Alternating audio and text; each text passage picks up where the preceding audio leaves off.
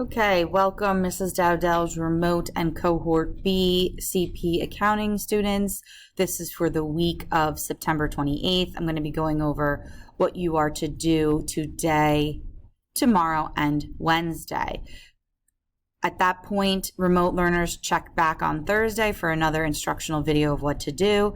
And my cohort B students, I will see you in school Thursday or Friday. Okay, so today we're going to dive a little bit deeper into accounting, and we're going to take a look at what are called transactions. So everything that happens in a business must be tracked, and we're going to be tracking those things through what we call transactions. So if we go into the week of September 28th, you're going to see a lot going on right here. So we're looking at cohort B and remote, all right? So you see that you guys are going to be doing the same thing. You're going to be doing the business transactions part 1 lecture and the business transaction part 1 notes. You will then be doing business transactions part 1 practice. That's what I expect you to do over the course of the next 2 days. You can pace yourself however you'd like. Wednesday, you will have an assignment called Updating and Balancing the Accounting Equation Activity. That is not posted yet. I'll be sending out some information about that when it comes time, but that will be posted by Tuesday evening. So if we take a look at these assignments, you'll see here's the lecture, here's the part 1 notes, and here's the transactions. So a couple things. The lecture goes with the notes like we've done before. Okay, you did this last week. Remember what I said, you need to click it. Yours will say edit, so you're going to click edit.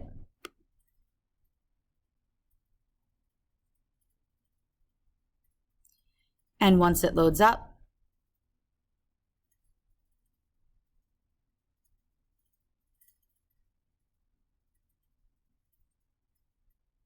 you will click open in desktop app. Okay, remember, you need to open it in the desktop app in order to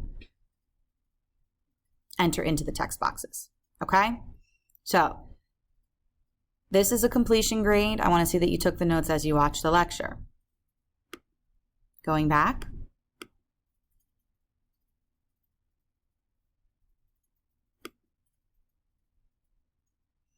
You will also see the business transactions part 1 practice. This is a completion grade as well. It basically is testing your knowledge to see what you learned from the lecture, okay?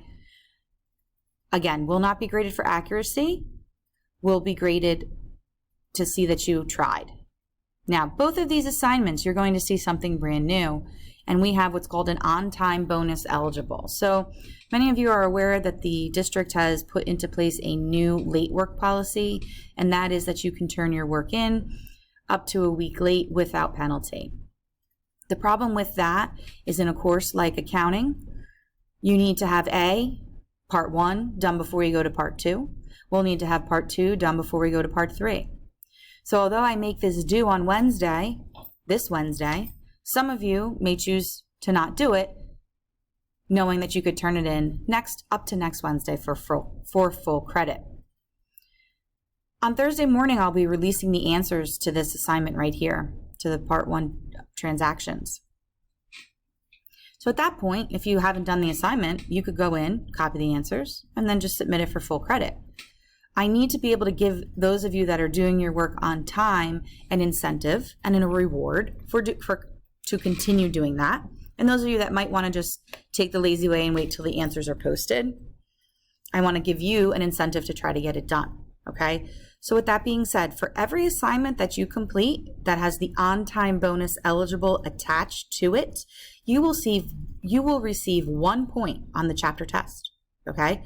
So if you complete this assignment before Wednesday, September 30th at 11:59 p.m. and submit it, good or not, you receive 1 point on the chapter 1 unit test, okay? Thursday, the answers will be released. I'll probably also have a video explanation of it, okay? So it would behoove you to take advantage of these on-time bonus eligible assignments, not just for the points though. If you just are going to phone it in and be copying the answers when they get posted, you really are going to struggle, okay? You need to have part 1 before you go to part 2 before you go to part 3. So you should do it for reasons other than the points, but the points are just a little bonus. They're a little extra. That's why I called them the on-time bonus eligible. Okay? With that being said, Cohort B students, please do not work ahead. This is what you will be working on in class on Thursday or Friday when I see you. Okay?